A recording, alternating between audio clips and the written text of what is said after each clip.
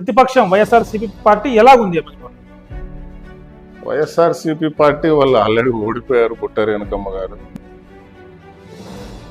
అప్నా బజార్ శేఖర్ గారు ఏది చెబితే అదే ఎమ్మెల్యే తల ఊపి సంతకాలు పెడతాడు. బీవీ జె నాగేశ్వర రెడ్డి గారికి సొంతంగా ఆలోచించే టైం కూడా ఇవ్వడు ఆ కాంట్రాక్టర్.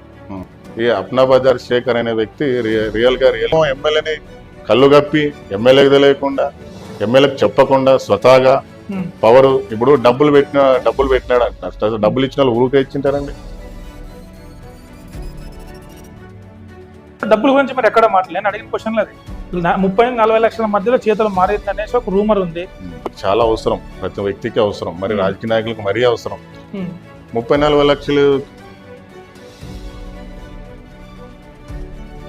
వైసీపీ రౌడీ బ్యాచ్ ఉంది, దాన్ని అప్నా బజార్ శేఖర్ ప్రోత్సహిస్తున్నాడు అనేసి రౌడీ బ్యాచ్ ని టీడీపీలోకి వచ్చారు వాళ్ళకి అనేది పేపర్ లో కూడా చూసాం. వైసీపీలో 2 వర్గాలు ఉన్నాయి. వైసీపీ ఒక వర్గం వచ్చేసి బుట్ట రేణుకమ్మ గారిది అయితే, రెండో వర్గం వచ్చేసి మాజీ ఎమ్మెల్యే చెన్నకేశ్వర రెడ్డి గారి అబ్బాయి జగన్మోహన్ రెడ్డి గారికి. వీళ్ళిద్దరికి పడట్లే, జగన్మోహన్ రెడ్డి గారి వర్గానికి బుట్ట రేణుకమ్మ వర్గానికి.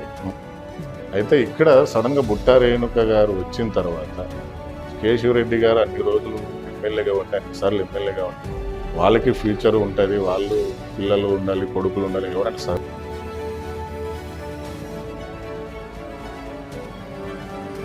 వైస్ చైర్మన్ నజీర్ పాత్ర ఏంటి? కేశవరెడ్డి వర్గమే.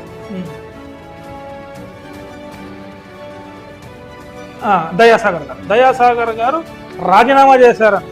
మరి కూటమి ప్రభుత్వం అంత పర్ఫెక్ట్ గా మెయింటైన్ చేసి ఉంటే అభివృద్ధిని ఆయన ఎందుకు ఫ్లోర్ లీడర్ గా రాజీనామా చేస్తాడు? అవినాష్ రెడ్డి గారు ప్రెస్ మీట్ లో మేము ప్రశ్నించాము ఆయన ఏమంటే మీ పార్టీ నుంచి అధికారంలో ఉన్నప్పుడు మీ ఫ్లోర్ లీడర్